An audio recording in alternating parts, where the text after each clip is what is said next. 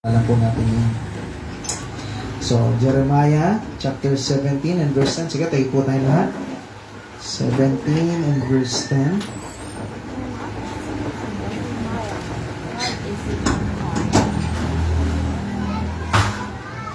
Okay, Jeremiah chapter 17 and verse 10. Okay, nandiyan na po ba? Okay, basahin natin sabay-sabay. Ready? Go! I, the Lord, search the heart, I try the reins, even to every man according to his ways, and according to the fruit of his doing. Sige, manalangin po tayo. Panginoon, salamat po. Salamat sa binigay niyo po na pagkakataon na makapagturo po ulit ng iyong salita. Lord, gabayin niyo po ako sa pagtuturo ko. Alam niyo po, Lord, at alam ko na hindi ko ito kaya. Kung hindi niyo po ako tutulungan, wala pong mangyayari po, Lord. Pero kung tutulungan niyo ako, may babahagi ito na maayos. At yung bawat Kristiyano po dito ay marami po kaming maiintindihan sa inyong pong salita. Salamat, Panginoon, dahil kay aming Diyos na handa po makinig sa mga panalangin po namin sa inyo. Lahat dinadalain ko sa bigyan ng pangalan, sa pangalan ni Jesus. Amen. Okay, sige. So, pwede na tayo makupo. Okay, so pag-aaralan po natin ngayon is, what is in your heart? Ano ba yung nasa puso mo? Okay? Ano yung, sino ikaw talaga? Napo? Sino ka ba talaga? Ano ba yung plan mo sa buhay mo? Napo? Ano yung nagiging dahilan ba't nabubuhay ka at gumigising ka sa umaga? Tama? Pastor, Nescafe. Iba yun. Okay? Ano yung nagiging dahilan ba't gumigising ka sa umaga? Minsan po sa pagkabisi ng buhay natin, nagiging cycle na lang siya. Tama po? Lalong-lalo na sa mga magulang. Gigising ka sa umaga, automatic, hahanapin mo na kagad yung lulutuin mo para matulungan mo yung mga bata na mag-aral, no? So, mag-aaral na naman po niyan sila. O, tapos magtatrabaho ka. O, tapos di ka magbabasa ng Bible, di ka magdadasal. Tapos minsan parang yung buhay nyo parang paikot-ikot lang. Kasi nawawala yung Diyos. Ako. Kumusta tayo? Ano yung dahilan? Wala pong masama na yung dahilan na bubuhay ka is dahil sa mga anak mo, dahil may pamilya kang ibubuhay, kaya kailangan mo magtrabaho. Walang masama sa mga yan. Pero ano ba yung pinaka-dahilan na nabubuhay ka? Tandaan mo po, yung Panginoon may plano sa ating lahat. Nung niligtas ka niya, balang araw, langit ka na. Pero ba't buhay ka pa? Para kung ako yung Diyos, para hindi ka na lang magkasala, kasi magkakasala ka pa bukas, pagkatapos mo tinanggap si Jesus, boom! Pinatay na kita, dinala na kita sa langit, para hindi ka na magkakasala. Pero ba't buhay ka, ano?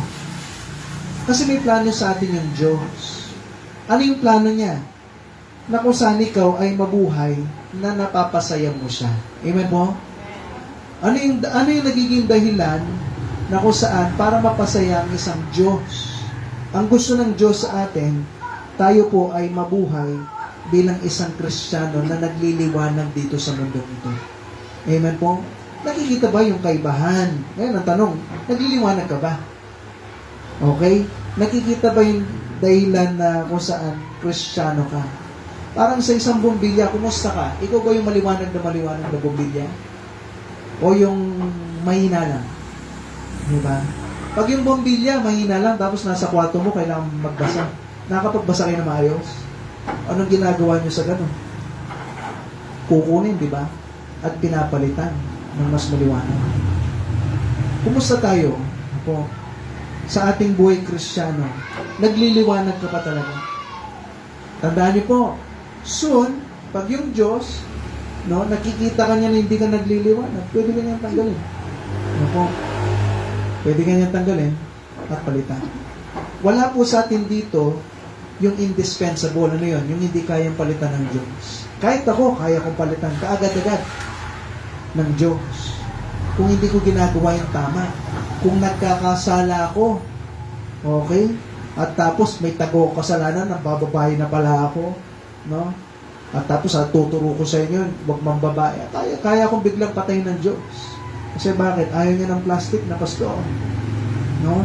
O kumusta po tayo sa ating buhay Kristiyano? Ano Ano nasa puso mo? Kayo makakasagot po niyan dyan, no? O, may mga magulang ka, may lolo-lola ka, no po? May tita-tito po tayo, mga pamangkin, pinsan, mga apo, na hindi nila kilala si Kristo. Tama po? Sino dito yung meron ganon? Ako, meron pa rin ako. Halos lahat tayo. May mga kamag-anak ka pa na hindi pa po nila kilala si Kristo. Ang tanong, ito po, ano yung nasa puso mo? May pakialam ka ba? May pakialam ka ba sa kanila? O para wala po tayong pakialam? Ano po? Tandaan niyo po, ito yung pangit na marinig balang araw, yung masakit sa tenga at masakit sa puso. Na soon, pag namatay tayong lahat, at ang mangyari, ikaw pupunta ka sa langit, at meron tinatawag po na Great White Throne Judgment na sinasabi yung Bible, lahat ng mga taong hindi ligtas, pipila yan. At pipila sila, puhusgahan sila ng Diyos sa mga bagay na ginawa nila dito sa mundo, na kung saan papakita ng Diyos, o sige, dahil sa mabuting gawa ka nakaasa, papakita sa kanila ng Diyos yung mga mabuting gawa nila, at papakita niya na kulang yon para magdala sa kanila sa langit. At habang nakapila po sila, tayo siguro nanonood. At makikita mo yung mga mahal mo sa buhay, nakatingin sa'yo. At tapos, sasabihin nila, Kristiyano ka pala, no? Bakit di mo sinabi yung papuntang langit? Ba't hindi ka tumayo sa tama? Baptist ka pala, no? Bakit pareho tayong pamumuhay? Kristiyano ka, ako, hindi ako Kristiyano, pero kung ano yung pagkilos mo, pareho lang naman tayo. Ba't hindi ko nakita na iba ka pala? No po? Na pag tinanong kita, sabi sa'yo ng kaibigan mo, anak mo, o mga magulang mo, tinatanong kita kung ano yung natutunan mo sa church, ano ba yung pinupunta mong church na yun, tapos sasabihin mo sa akin, ay basta, sama na lang kayo sa church. Kung ngayon, di ba? Ba't ginanon mo ako? Pwedeng sabihin sa atin ng mga mahal natin sa buhay yun.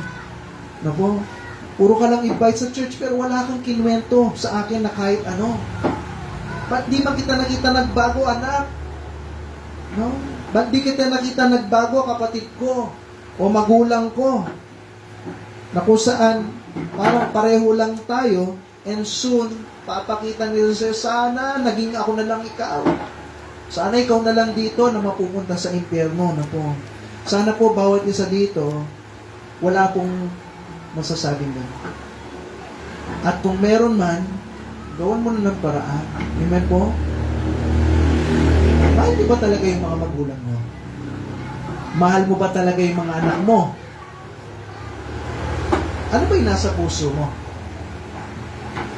Na po, kumusta po tayo?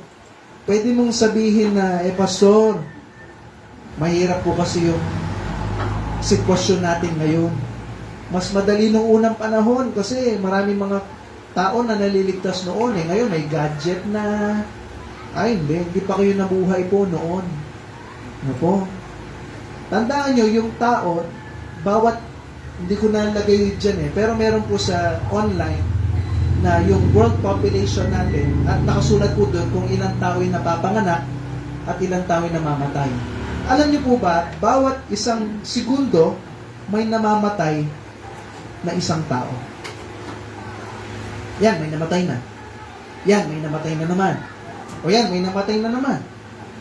Alin kaya doon at ilan kaya doon yung mga Kristiyano na katulad natin na hindi mo binahagi yung salita ng Diyos? Alin kaya ngayon yung umiiyak, namatay na yung nanay niya, yung tatay niya ngayon? Meron dyan, kahit hanapin mo ngayon. Merong tao ngayon na umiiyak dahil wala na yung tatay at nanay niya, hindi niya binahagi si Kristo bilang tagapagligtas. Merong mga magulang na umiiyak ngayon, sana sinabi ko sa anak ko na Kristiyano ako. Ano po? Para ngayon sana nasa langit siya, kaso huli ng lahat. And soon mangyayari yon na isa ka na rin sa umiiyak. Pero sana hindi pa huli sa atin. Gawan na natin ang paraan. Tandaan niyo po, pag tumindig ka sa tama, makikita yung kaibahan sa'yo. Amen po? Sa mga, puro mga lalaking tao, imagine niyo kunwari may 10 lalaki dito na nakatayo, at silang lahat, naka-short, nakatayo yung buhok, iba yung kulay ng buhok, at yung isa nakadamit na maayos, sinong una kagad makikita mo? Yung nakadamit na maayos. Sa ladies, mga babae na nakatayo, yung iba naka-short, naka-two-piece, at yung isa naka-dress, sinong una mapapansin? Yung naka-dress. Kumusta tayo? Meron bang pinagkaibahan sa atin? Kung pag-aaralan niyo po yung Bible, no? Ang buhay noon at saka ngayon, mas mahirap noon, lalong-lalo na sa panahon ni Noah. Hindi ko napakita yung graph na ito sa mga young people dun sa camp, no? Pero ipapakita ko ngayon. Okay, next tayo. Okay. Kung pag-aaralan niyo po, ang magmula kay Noah, no? Ay, magmula kay Adan at Eva. Kilala niyo si Adan at Eva, no po? Hanggang sa panahon ni Noah. Pag in-add nyo po yung mga date po na yun, aabutin ng 1,656 years. Nung panahon po natin, 2025 po tayo ngayon, di ba po? Pagbabalik tayo, yung panahon po noon ng year 1,656, no? Ang sabi po sa estimate is, kung 1650, umaabot po yung population ng buong mundo ng 500,000 lang. Ngayon, ilan na yung tao ngayon po? 8 billion. Noon, 500,000 lang. Ano kaya sa panahon ni Noah? Next slide tayo. Kung pag-aaralan nyo po nun, kaya Dan hanggang sa panahon ni Noah, imagine nyo po imagine nyo yung lolo ng lolo mo, Tatay Danilo, buhay pa. Ngayon hindi, di ba po? Pero imagine nyo noon, mahaba yung buhay nila. Umabot sila ng 950. Pero kung basketball kayo, ilang taon ka na? 800 na ako, sabi niya ganyan sa'yo. Tapos kung basketball ka, kasama mo yung lolo mo. Tatay Danilo. Malakas pa. Tapos sasabihin niya, tara, takbuhan tayo hanggang sa bundok ko. Malakas pa. 800 years old, tatakbuhan sa bundok. Imagine niyo po yung. Pero mo kalaro mo yung lolo mo, Tatay Danilo. Oh, sa basketball, pati sa Tatay Ernesto, kalaro mo yung lolo mo, boy pa. At lolo ng lolo mo pa yun. Anong tawag po doon? Lolo sa tuhod? Parang malayo na yan Lolo ng lolo mo. Buhay pa. Anong lolo sa? Ingrown. O ngayon, ito po. Kung yung tao matagal siyang nabubuhay, at yung po nun, yung nun, yung sikat nun, parang yan ang anak. At yung anak mo, buhay pa. At yung lolo ng lolo mo, buhay pa. Gano'ng karaming tao naman. Nung tinignan ko po siya, merong isang scientist na nag-research. Ang dami niyang mga equation, hindi ko na binasa, hindi ko maintindihan po. Pero ang estimated po nila, magmula kay Adan, hanggang doon sa panahon ni Noah, 1,656 years. Ang estimate na tao po noon 9 billion. At sa 9 billion po na yon, sabi po ng Genesis chapter 6. Binasa ko po ito sa mga young people noon sa camp. Sabi niya po dito, Genesis chapter 6 and verse 5. Sa pinakauna po yan ng Bible. And God saw that the wickedness of man was great in the earth, and that imagination of the thoughts of his heart was only evil continually. Imagine niyo, ang tao, sabi niya, puro masama na lang ang nasa utak. Wala nang mabuti. Puro masama ang nasa utak ng tao. May pera dyan, may bahay dyan, tara, nakawan natin. May babae, trade natin. May tao, tara, hold upin natin. Ito, patayin natin. Ganun yung utak ng tao noon. Sa 9 billion na estimate. O sabihin na natin kalahati na lang, 4 billion. Kung nagkamali man yung scientist. Hindi ko alam, pero naniniwala ko marami yung tao nung unang panahon. So, imagine niyo 4 billion, sabi mo na tao. Lahat masama. At sabi ng Bible po, sa verse 7, and the Lord said, I will destroy man, whom I have created from the face of the earth, both man and beasts, and the creeping thing, and the fowls of the air, for it repented me that I had made them. Na kung saan yung Diyos, sabi niya, sisirain ko yung mundo. Kasi bakit? Masama lahat. At sa verse 8, sabi niya, but Noah found grace in the eyes of the Lord.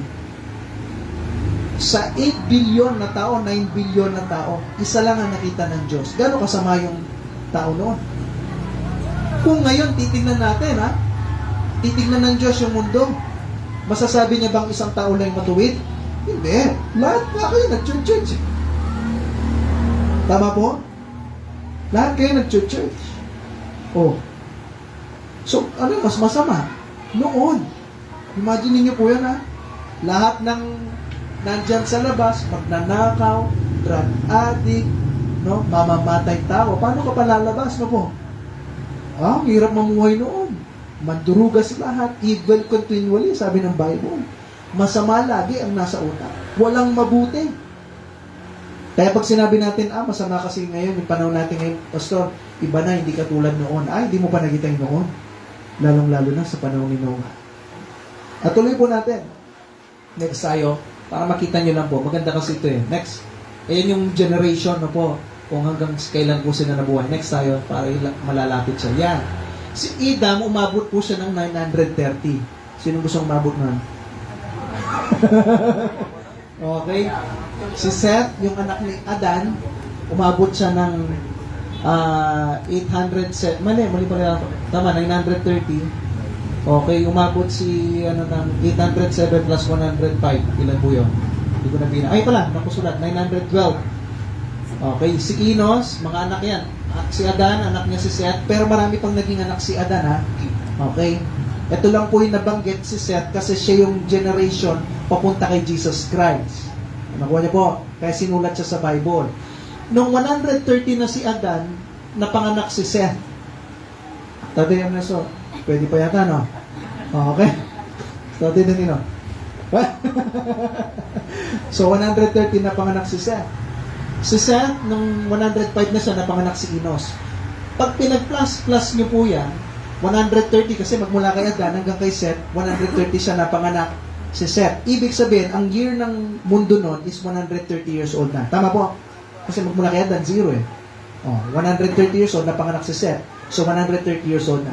Pag pinag-plus po yan, aabutin kay Noah, aabot ng 1,656 years. After 1,656 years, doon po nagkaroon ng Noah's flood. Parang magandang po ito, no? Mapag-aralan, no? After 1,656 years, kasi hindi sinabi sa Bible yung date kung kailan. Pero kung pag-aaralan nyo, pag pinag-plus mo yung edad, after 1,656 years, doon nagkaroon ng Noah's flood. Okay? Tuloy po natin. Next slide tayo. At magmula kay Noah, okay, hanggang sa panahon ni Abraham, pwedeng si Noah, nakita niya pa si Abraham. Imagine niyo. Okay? Kaya nga kung babasahin niyo po yung Bible niyo, merong parang isang nakaka-intrigang sinabi doon si Abraham Okay? Tama ba si Abraham ba yun? Ay, hindi. Si Jacob pala. Si Jacob, no? Si Jacob.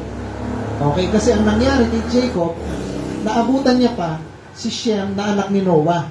Si Shem, pwedeng inalagaan niya pa si Jacob at saka si Isaac nung unang panahon. Imagine niyo, ang layo niya, Okay? Kaya kung babasahin niyo po yung Genesis chapter 47 and verse 8. Ito yung panahon naman ni Joseph. Kilala niyo po si Joseph. Okay, si Joseph, ang tatay niya po, sino ko sa yung tatay ni Joseph? Si Jacob. Okay, sabi niya dito sa Genesis 47 verse 8. And Pharaoh said unto Jacob, How old art thou? O ilang taon ka na? Si Jacob sabi niya, The days and the years of my pilgrimage are 130 years. Few and evil have the days of my years of my life been, and have not attained unto the days of the years of the life of my fathers in the day of pilgrimage. Kung pag-aaralan nyo, sinabi ni Pharaoh, kilala niyo po si Pharaoh, di ba? Tapos si Joseph, tapos si Jacob.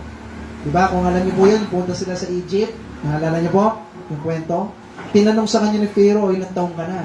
130 na ako. Pero yung mga naranasan ko, higit pa, masigit pa yung mga naranasan ng mga lolo ng lolo ko. Nakuha niyo po? Parang nakaka-intriga, no? Na sinabi niya yun. Kasi naniniwala ako, si Jacob, siguro nakwento pa nila Shem sa kanya, yung mga nangyari noon.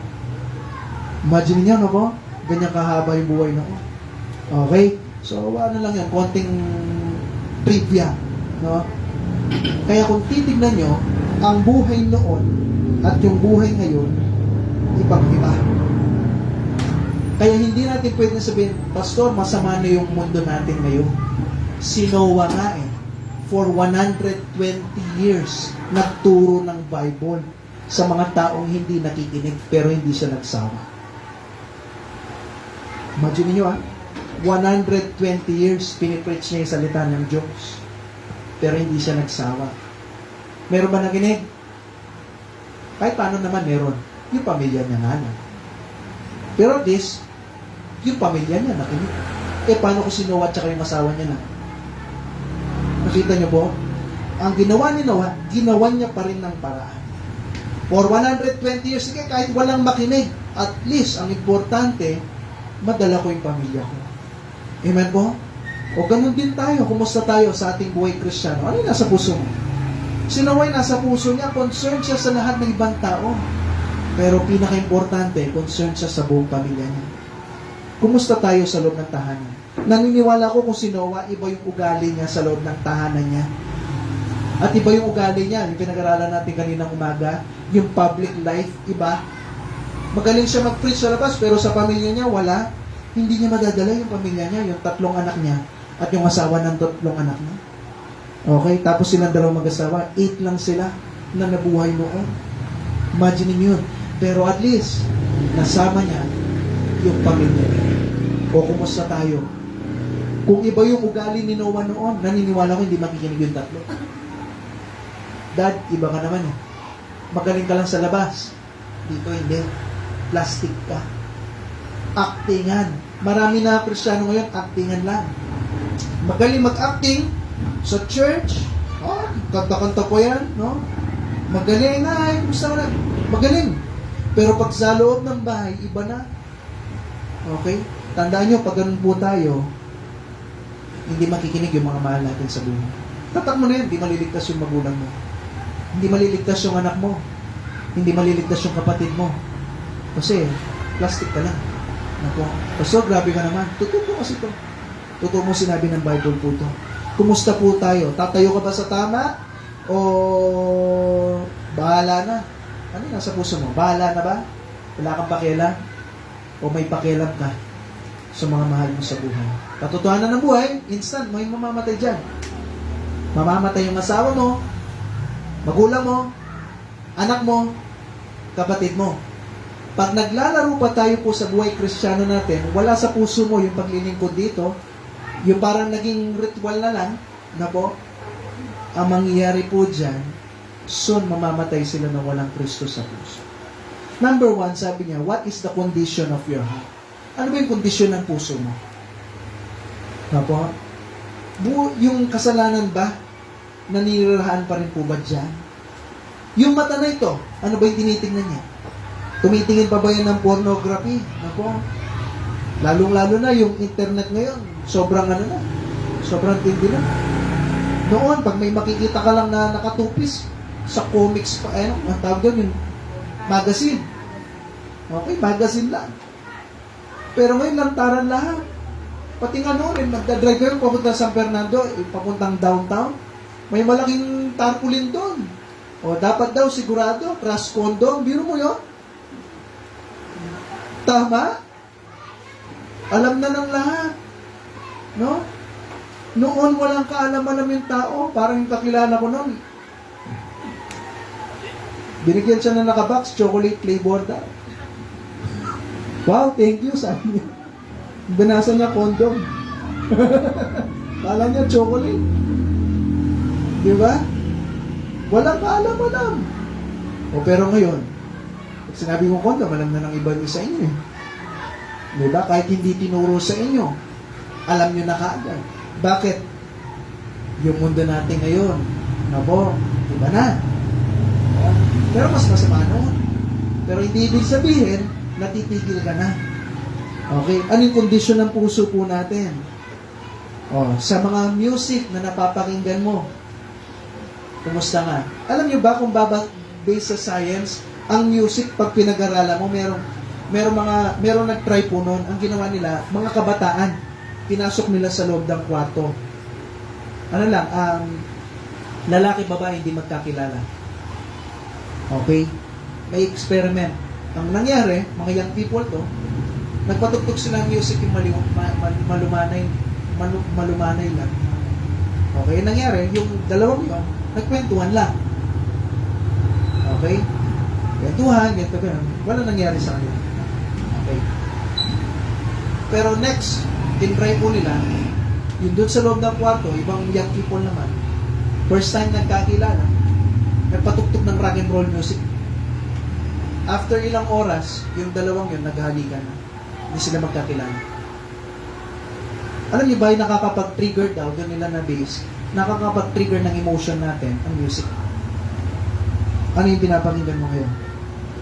No? Kaya nga yung mga young people, sinasabi ko, huwag kayo makikinig ng yung pwede ba sabihin mo? Ayan, mga ganun-ganon. Tapos nakikinig, malungkot. Tuwawa ka! Tapos, nandun sa isang pala, paano ka? Talaga ramdam na ramdam mo yung pinapakinggan mo. Di ba? Okay, yung sana ngayong Pasko. Ayan na. Tapos mamaya, yung damdamin ngayon, na-trigger na. Tapos umiyak sa isang tabi, minahal niya ako, minahal ko.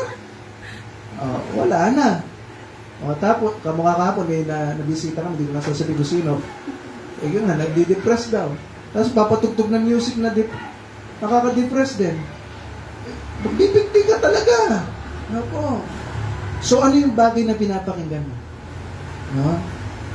Kung yung bagay pinapakinggan mo, yung mga Christian song, may mga pag-trigger yan sa'yo na mas lalo mong mahalin yung Diyos. Pero kung puro love song ka na nakikinig, lalong-lalo na, 16 ka pa lang, ilan taon na nga 13 pa lang, tapos mamay, in love na ako na pa. Gusto ko siya na. Diba? Ganun kaagad. Ba't parang may kinikilig dyan? Kalo yung kinausap ko dyan, ha? Diba? Mamaya. Kaya maraming mga bata ngayon nung nabubunte. Tama po? Yan yung pinapakinggan. Kumusta tayo? Ano yung kondisyon ng puso mo? Sa pagkilos naman, nandyan pa ba yung sa puso natin na gusto mo nakikipag-away pa? No? Yung gusto mo, pinaglalaban mo yung sarili mo, yung pag-ayaw-ayaw ko! Tatang mo sa bala! Di ba? Ito okay. Wala nang magbabago dito. Ito na ako, tuldok, period. Tagaan mo sa bato, yan ako.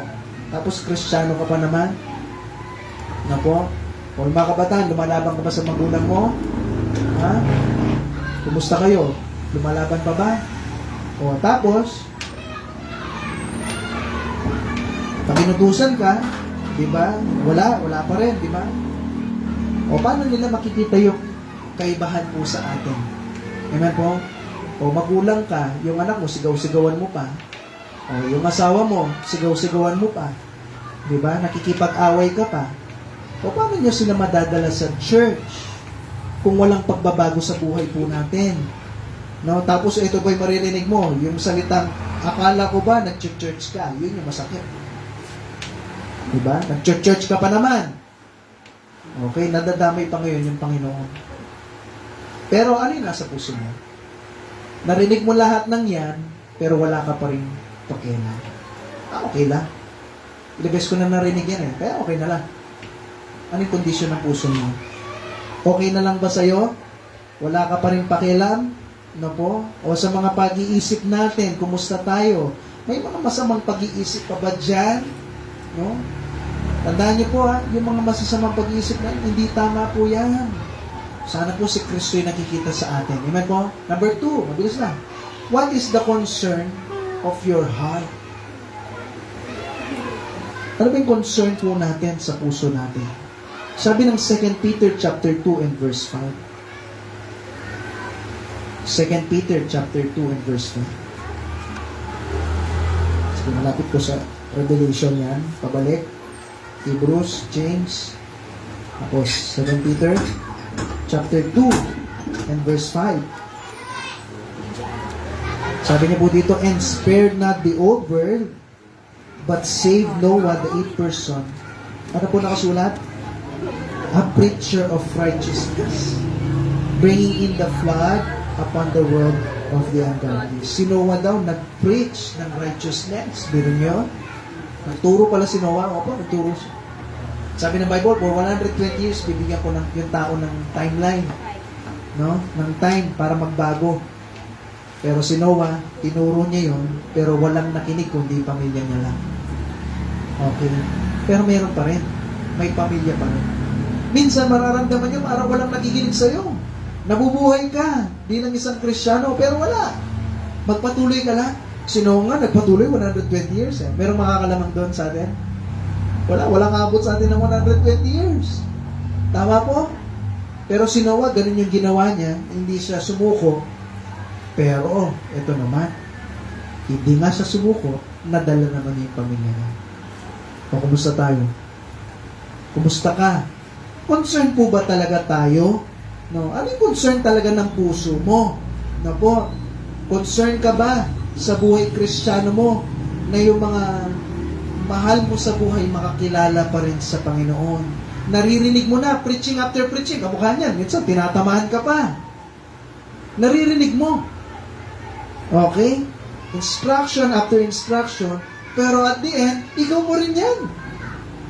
Kung ano yung choice mo pa rin. Okay? Kamukha ay Adan at Eva, sabi ng Diyos, huwag mong kakainin. Pero bandang uli, pinili pa rin nila. May choice ka pa rin, may pagpipili ka. Gagawin mo o hindi, ikaw pa rin yan. Walang mawawala sa Diyos, walang mawawala rin sa akin.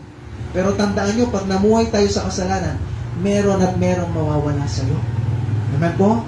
O kumusta tayo? Okay? Sa ating pong pamumuhay. Naalala ko noon, nung bago mag-asawa kami ni Renaline, buntis siya kay KK. Ang nangyari po noon, ako, talagang masarap rin ako matulog eh. Masarap rin ako matulog, lalong-lalo na, bago mag-asawa pa lang kami noon. No? Gustong-gusto ko talaga yung pag nagpahinga ako tuloy-tuloy, parang yung mga iba sa atin, pahinga ako tuloy-tuloy. Pero nung ginising niya ako, sabi niya,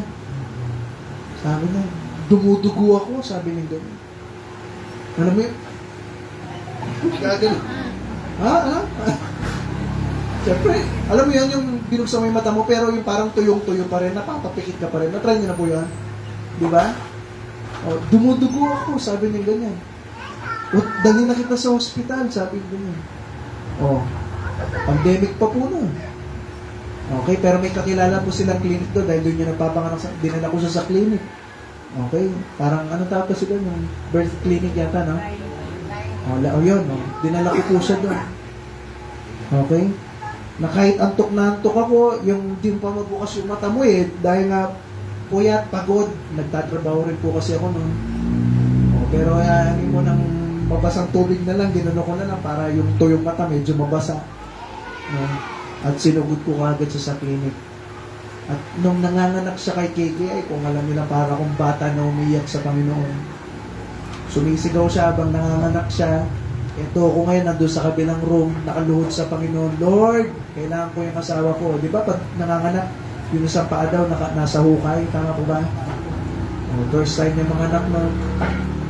Tapos, yun nga, niluluhod ko sa Panginoon. Lord, maawa po kayo sa amin. Kailangan ko yung asawa ko. Yung baby, Lord, tulungan niyo po na may panganak na maayos. Okay, ilang oras rin po yun na nakaluhod ako sa Panginoon. Umiiyak, kumagulgol sa Panginoon. Kasi hindi ko kayang mawala siya sa akin. Okay, mahal ko siya. Tapos, ayun, nung narinig ko na, Lord, thank you po. Pero nung narinig ko yung baby, hindi kagad yung baby tinignan ko. Tinignan ko kagad kung buhay yung asawa ko. Kung humihinga siya. Kasi yung baby, pwede naman gumawa ulit eh. Yung asawa, hindi. O, dinignan ko yung baby. O, yung asawa ko, buhay pa, di ba? Lord, salamat po. O, ba't ko kinuwento yun? Kasi mahal ko yung asawa ko. O, tayo naman, no? Gano'n mo kamahal yung magulang mo? Gano'n mo kamahal yung asawa mo? Gano'n mo kamahal yung mga anak mo? Kung totoong concern ka sa kanila, kasi pinag-uusapan natin ano yung concern talaga ng puso mo? No? Gagawin mo lahat para yung ugali na yan na hindi mo mabago-bago. Kung nakafocus sa utak mo na mapupunta sila sa impyerno, babaguhin yung ugali yun. Nako? Ngayon pag nakikipag-away ka, okay, hindi ka sumusunod sa mga magulang mo, nilalabanan mo sila, babaguhin mo yan. Kasi alam mo sa sarili mo, kailangan nila na makilala si Kristo at mapunta sa langit. No? Kahit galit na galit ka na, iibahin mo yan. Ako. Kasi bakit? Sabi ng Jeremiah 17 verse 10, basahin natin ulit. Okay, malapit na po. Jeremiah 17 and verse 10. Sabi niya po dito, Jeremiah 17 verse 10, I, the Lord, search the heart. Tinitignan niya yung puso mo. Ngayon, ano yung condition ng puso mo? Ano yung concern ng puso mo? Concern ka ba talaga sa mga mahal mo sa buhay, sa mga kamag-anak mo? Okay, sabi niya po dito, I, the Lord, search the heart. I try the reins. Yung reins na yan, kung di ako natakamali, para maugat, para gano'n. O loob-looban. Sabi niya, to give every man, ano po nakasulat? According to his ways. Kumusta ka sa pagkilos mo? Sabi ng Diyos, i-reward kita sa pagkilos mo.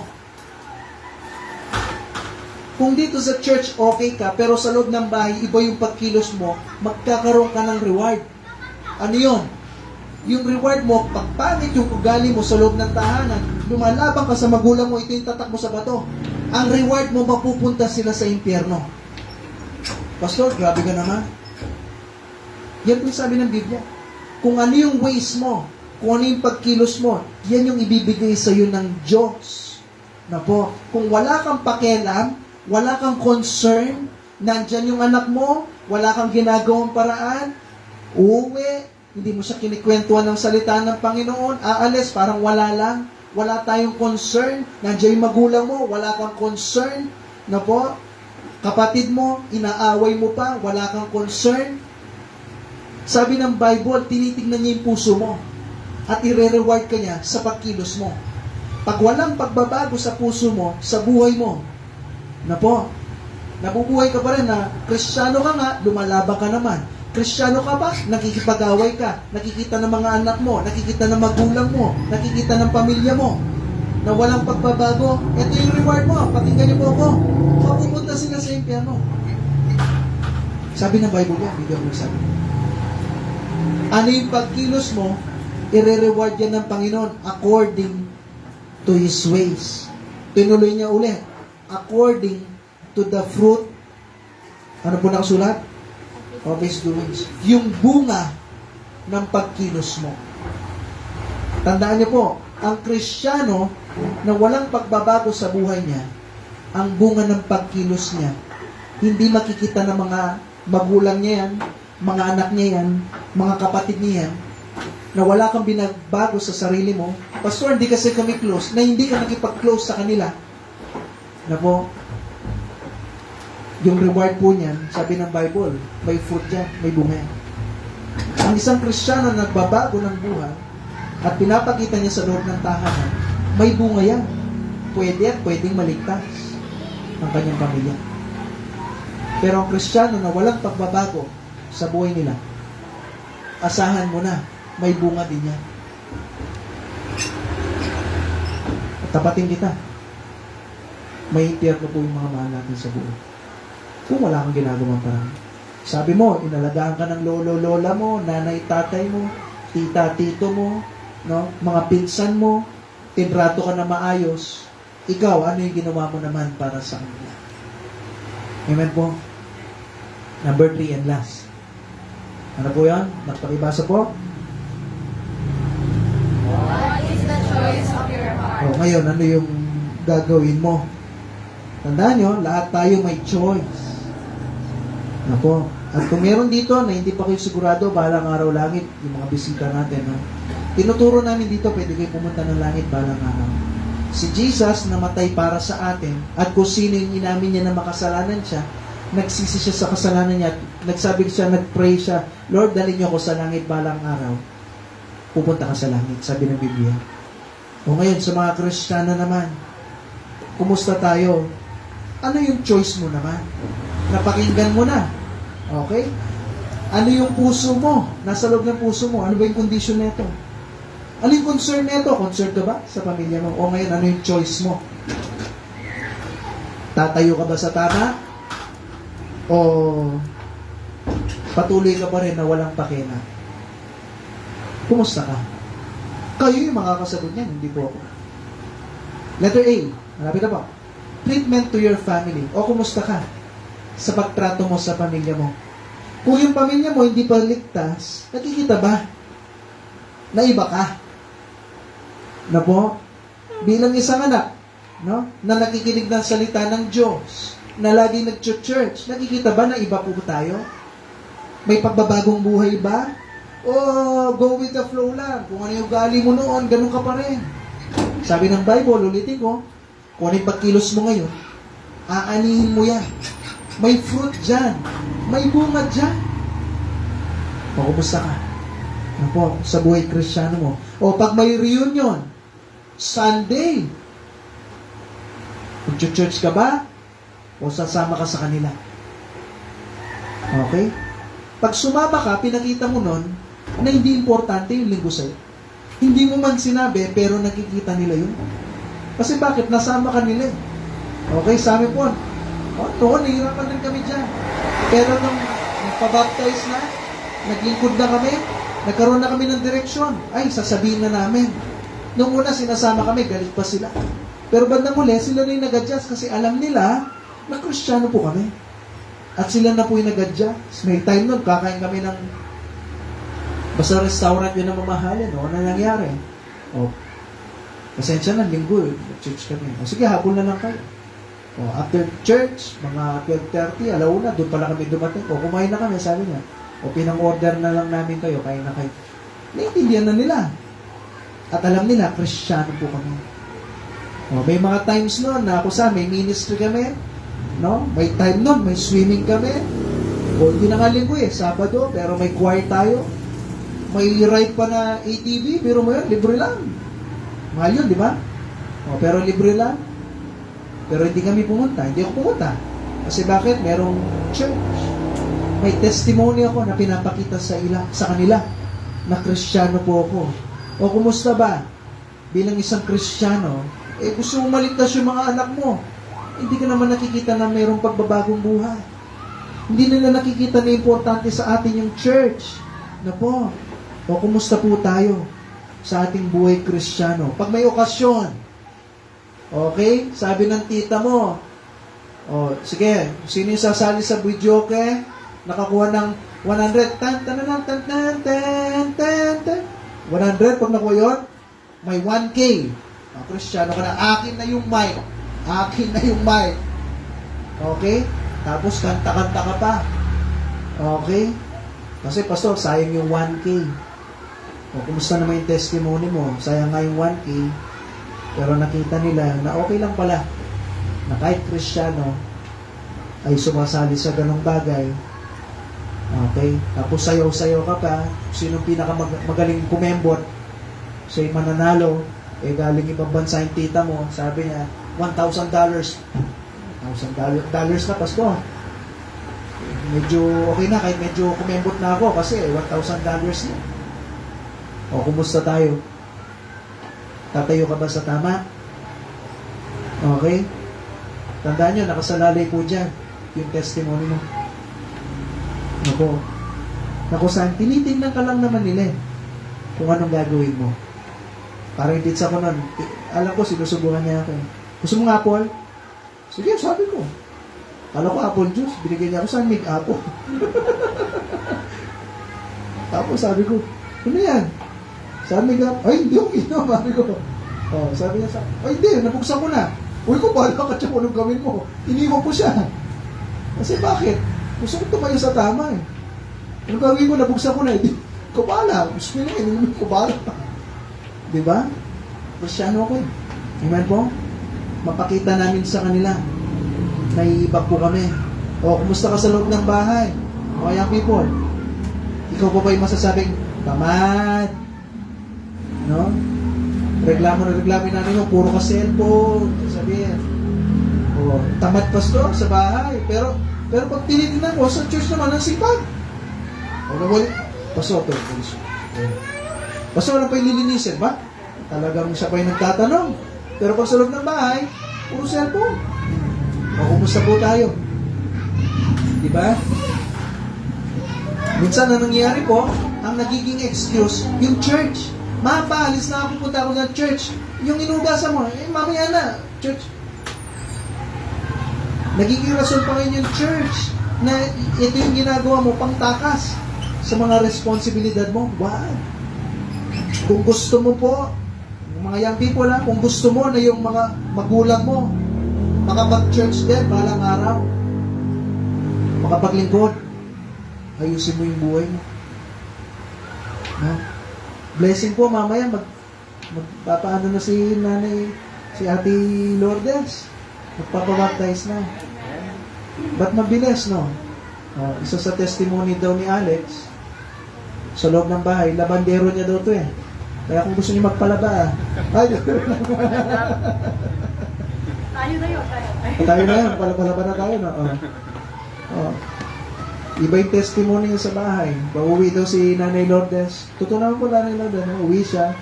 Pagdating niya galing sa bahay, nakasampay na daw yung nilalaba. Sana all, no? Sabi. Pwede naman. O kaya nga ngayon, yung pinagpre-pray niyang nanay niya, magpapabaptize. Testimony yan. Ba't di nangyayari sa'yo, no? Bakit kaya? Check mo. Kumusta ka sa loob ng bahay? Iba ba yung ugali mo? Nagbago ba? O hindi? Pwede naman. Mangyayari nga mamaya. Yan po, at makikita nyo mismo sa mata nyo. Pero kumusta ka? May pagbabago po ba? O last, treatment to your friends and others. O kumusta ka sa pagkilos mo, sa pagtrato mo sa mga kaibigan mo. Pag nag-joke ba yan ng green jokes, okay, tumatawa ka pa. Naalala ko si Ate Ren yun, yung mga kaibigan niya daw, nanonood ba o nanonood ba ng pornography o nagbibiruan ng mga green jokes. Pag dadating na, bigla silang mananahimik. Kasi alam din na, Kristiyano itong isa. Pero may kasama siyang Baptist daw na wala mang pakila. Kung ano yung kilos ng iba, kung nagmumura sila, hindi sama siya sa pakikipagmura. Diba? Yun yung tawag na walang pakila. Kumusta yung puso natin? Pag sinabi, tara, gimmick tayo. Pero mo, Kristiyano ka, alam mo na yung pupuntahan nyo, hindi dapat. Okay? Tapos mamaya, pasyal dito, pasyal doon, ginagabi ka na o inuumaga ka na pag-uwi, tapos sasabihin mo, Kristiyano ka. Tapos nababar ka na. Kumusta tayo? Ha? Sa buhay Kristiyano natin. Tapos sabi mo, gusto mong maligtas si mama, papa, pero wala namang pagbabagong ugali. Ano yan? Ako. Matagal na itong mga ito, no? Matagal nang napaisip sa akin, kumusta tayo sa buhay Kristiyano? Ako, ano ba yung nasa puso po natin? Ano ba yung puso mo na nandyan, no? Ano yung condition? Ano yung concern? Ngayon, ano yung choice mo? Ako, na kung saan, may pakialam pa ba? Kung kondisyon ng puso mo na nabubuhay ka, parang cycle lang. Kahit ano na lang, yung kantang et sera, whatever will be. Gano'n ka na ba? Bahala na. No? Ganun na lang ba yung buhay natin? Walang direksyon? Check mo yung sarili mo. O yung kondisyon ng puso mo. Ako? Kontento ka na ba na wala kang Diyos, malayo ka sa Diyos? Tandaan niyo po, delikado yan. Mapapahamak ka dyan, pero hanggang magagawa ko, masasabi ko lang sa inyo. Mag-ingat ka. Balik ka sa Panginoon. Apo? O yung concern ng puso nyo. Apo? Ano ba talagang concern? Wala ka ba talagang pakialam? Sabi ng Bible, ulitin ko, tinitignan ng Diyos yung puso. Puso, hindi nguso. No? Minsan sa nguso, sinasabi, gusto ko masave yung mama ko, papa ko. Punta ka ba dito? Iyak-iyak ka. Lord, tulungan mo ligtas yung magulang ko. Pero pag uwi mo sa bahay, wala kang pakialam. Sabi ng Bible, yung fruit, i-reward ka niya. Hindi dito sa bibig, kundi dito sa puso at pagkilos mo sa loob ng tahanan niyo. Kumusta ka? Kung gusto niyo po sila maligtas, o kumusta tayo? Walang problema yung iniiyakan mo sila at lumulod ka sa Diyos. Pero sabi ng Diyos, meron kang ways, may pagkilos ka. At i-reward ka niya, bibigyan ka niya ng reward dun sa pagkilos mo. At yung muli, anong choice mo? Nasaan niyo naman lahat yan? O, mamaya matatapos tayo dito. Kung uwi ka, parang pumasok dito, lumabas sa kabila, wala kang pakialam, choice niyo. Pero kung tatayo ka, narinig ko ito, titindig ka ako para yung pamilya ko, katulad ni Noah. Sige, kahit 120 years nang turo si Noah, pero hindi ko hayaan na yung buong pamilya ko mapapahamak. So, anong ginawa niya? Inayos niya yung buhay niya. Pinakita niya yung testimony sa mga anak niya. Kasi ang mangyayari po nun, kay Noah, magiging parang baliw siya sa utak ng ibang tao. Imagine niyo kahit minsan hindi pa umulan, at yung salitang ulan hindi nila alam. Tapos yung tatay mo sinasabi uulan, 100 years nakalipas walang ulan. Hindi ka ba sasabihan ng mga anak mo nun na sira na ng bait yung tatay ko? Tapos ginawa pa ni Noah yung bangka malayo sa dagat. Oh. At yung bangka malaki. Imagine niyo yun. Kung alam niyo yung football field, alam niyo yung football? Kung hindi ako nagkakamali, yung arka, 4 na ganun. O ganun kalaki. Tapos gagawin mo malayo sa dagat. Tapos sasabihin ni Noah uulan. For 100 years, 119 years hindi umulan. Hindi ba sasabihin ng mga anak mo nun? May ganun yung tatay ko. Tama po? Pero pinakita ni Noah sa buhay niya na totoo yung sinasabi niya at totoo yung Diyos niya. Kaya nakinig yung mga anak niya. Pwede naman na hindi naligtas yung mga anak niya. Pero ba't naligtas? Kasi naging totoo si Noah sa puso niya, sa buhay niya. At nakita ng mga anak niya, hindi baliw yung tatay ko. Hindi siya naiibang. Hindi religion lang. Kung hindi totoo yung tatay ko. O, kumusta tayo? Totoo ka ba? Bilang isang anak, bilang isang kapatid, bilang isang magulang, totoo ka ba? O ang tingin lang lang? Kayo po makakasagot na. Tayo po tayo na. Habang nakapilit ang mata, nakayo ko yung ulo, habang pinapatugtog yung invitation song. Kumusta po tayo sa ating buhay Christian? Pastor, grabe ka naman, Pastor. Napakatindi mo magturo. Diretsong-diretso yung preaching ngayon, Eh kasi gusto ko po na yung buhay Kristiyano natin dito sa Christ Saves Bible Baptist Mission, hindi yung laro lang. Marami na po mga simbahan po ngayon, nagiging laro na lang. Yung pag-church. Basta pumunta sa church at umuwi, at least nakapag-church ako. Gumaan yung pakiramdam ko. At okay na ako. Hindi po tayo dapat maging gano'n. Gano'n tayo kaseryoso sa ating mga puso? Ulitin ko, I, the Lord, search thou. I tried the reins to give every man, ibibigay daw ng Diyos sa'yo kung paano ka kumilos. According to the fruit of his doings.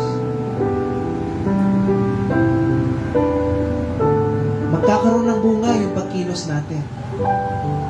Kung sa loob ng bahay ang pagkilos po natin, parang hindi tayo Kristiyano, hintayin niyo po, may bunga yan.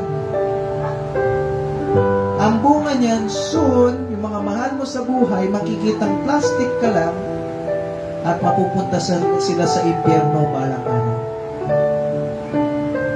Kumusta ka bilang isang magulang? Puro ka lang bakatak sa loob ng bahay. Tapos sasabihin mo, Kristiyano ka. Ulitin ko sabi ng Bible, to give every man according to his ways. Kumusta ka bilang anak ko? Laban-laban ka ba sa magulang mo? Pag tinatanong ka, parang wala kang pakialam. O na paano ka? Pinipilit na mga magulang mo makipag-close sa'yo. Pero ko sila pa nakikipag-close sa'yo. Tapos wala kang pakialam. Tamad ka pa sa loob ng bahay. Hintayin mo lang. Sabi ng Bible, kahit pray ka ng pray dyan, kung ano yung pagkilos mo sa loob ng tahanan, yan yung ibibigay sa'yo ng Diyos. May kapatid ka, hindi pa ligtas. Pinakausap mo ba sila? Pastor, mahihiyain ako. Pero kung hindi mo kayang lumakin yung hiyain na yan, para mabahaginan mo yung kuya mo, yung ate mo, church ka pa ng church, choir ka pa ng choir, pero malakas ka mag-soul winning sa ibang mga tao, pero yung mga mahal mo sa buhay, yung kapatid mo, hindi mo man binabahaginan. Eh, hindi kasi kami close. Pero hindi ka nakikipag-close sa kuya mo, sa ate mo.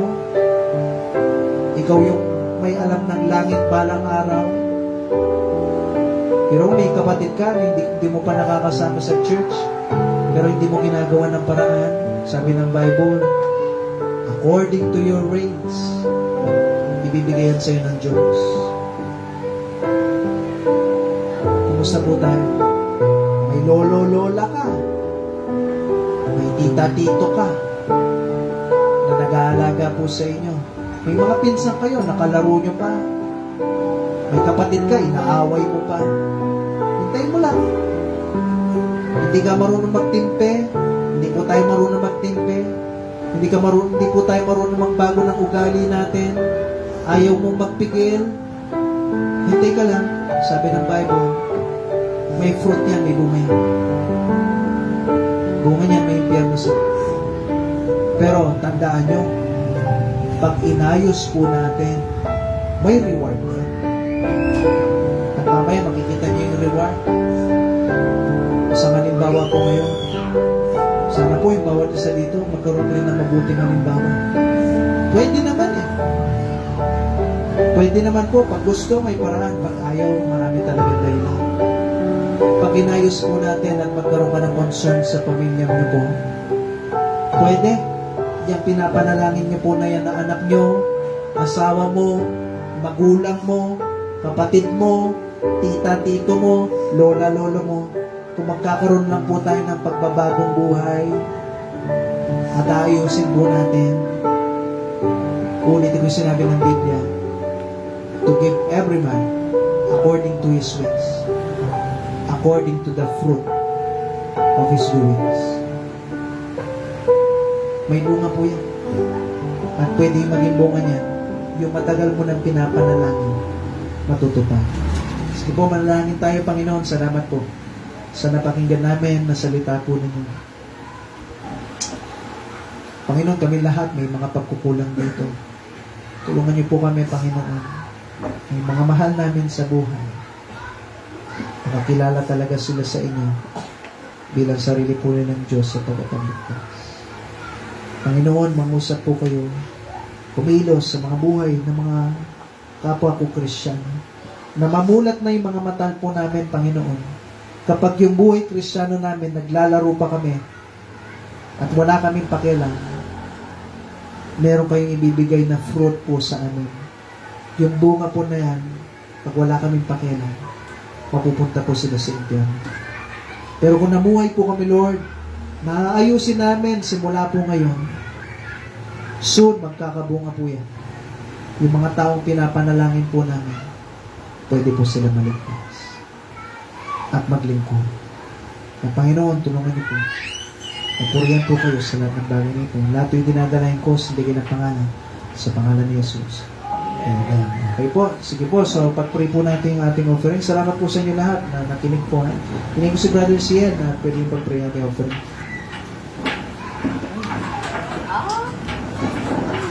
Okay po, let's pray. Panginoon, salamat po sa binigay ng Diyos na pagkakataon po na makapakinig po ng iyong salita, Panginoon. Nawayan natutunan. Yung narinig po namin dito is may natutunan po kami. May apply po kami sa aming pamumuhay, Panginoon. Na iset po namin yung puso po namin na magkaroon po kami ng concern sa bawat isa, lalo na po sa pamilya po namin. At magkaroon po kami ng choice na bahagi po ng salita po ninyo na kung ano po yung daan papunta po yung langit na tanging kayo lang po makapagligtas po sa kanila at wala na po iba, Panginoon. And Lord, pinag-pray ko na rin po yung offering po na kung saan yung bless nyo po yung nagbigay at yung ibinigay po na magamit po sa inyo ng simbahan. At lahat po natin pinadalayan sa mga Jesus. Amen. Okay, sige. So, maaga pa po, no? Punta po tayo niyan kay Kuya Chris para mag-baptize ko, ibabaptize